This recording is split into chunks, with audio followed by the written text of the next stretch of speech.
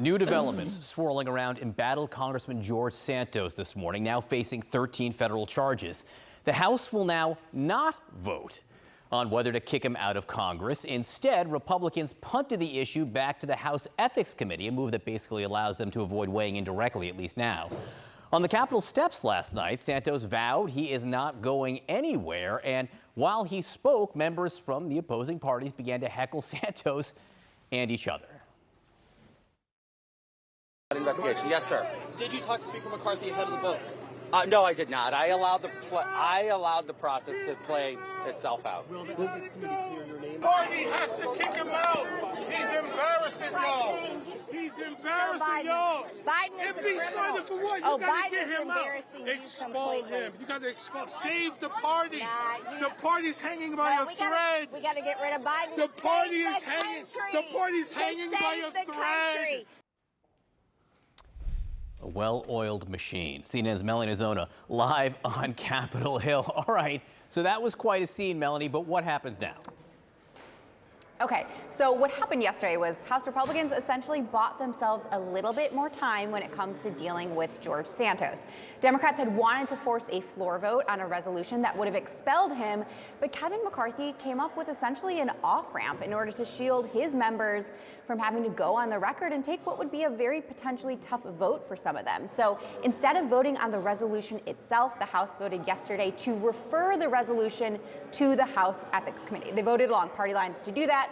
So it now heads to the House Ethics Committee. Essentially, this was a delay tactic. But look, the House Ethics Committee has already been investigating George Santos since March. This committee, it is bipartisan, made up of equally Republicans and Democrats, but it is not known to move very quickly. And in fact, John, typically when a member is indicted, the DOJ will ask the House Ethics Committee to take a step back, to not interfere with their work.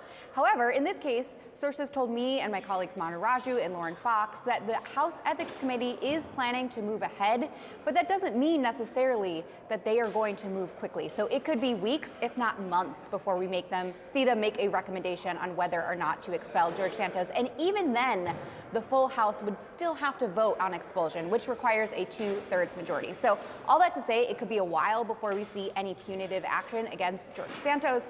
But in the meantime, Democrats are making clear that they are not going to let Republicans live that vote down, and they are going to remind voters that George Santos is still, as of right now, a current member of the Republican Party.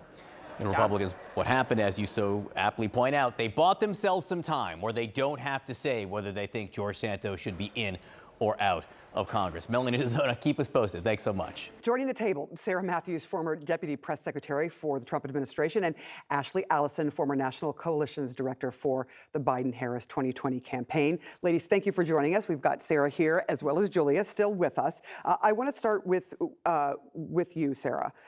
Sarah Matthews. A lot of Sarahs tonight. You heard one of the congressmen saying, have some dignity. New Yorkers need better. And this was obviously somebody from New York yelling at Santos. Is he right? He's 100% correct. I do wish that George Santos had the dignity to resign. Obviously, we see that isn't going to happen. He's already announced his intent to run for re-election.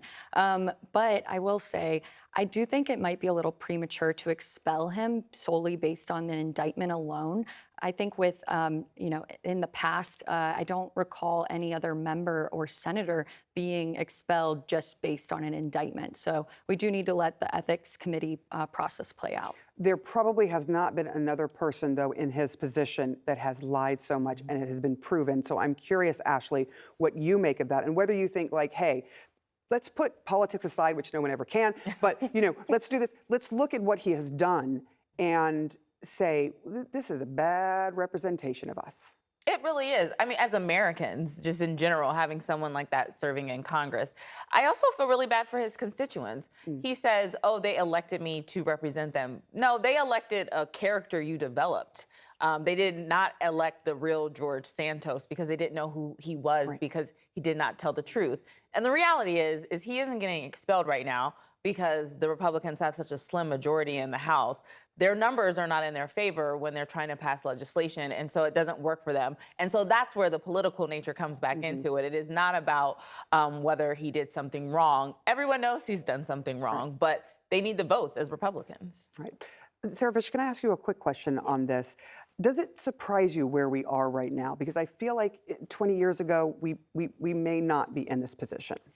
You know, it's interesting you say that. I think in the past few years, especially in the digital era, it's allowed people to create online personalities. It's allowed people to be anonymous. It's allowed people to shape their history and shape their record in some senses.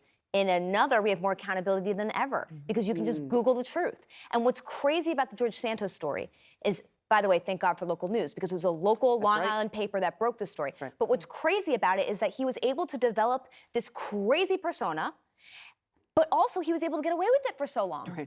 And so am I surprised that we're here? In a sense, yes, because we should have been more holding our local politicians to much more higher standards. We should have been investigating them. We should have known this earlier.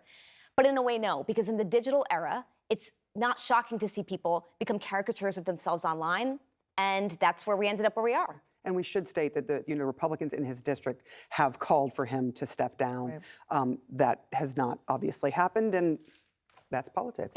It's also precedent as well. I think there's been two congressmen expelled since the Civil War, I believe. So, and they were both convicted. I was going to say, an indictment is not a conviction. Exactly. So I guess the Republicans can argue that point. And they have. Ethically or otherwise.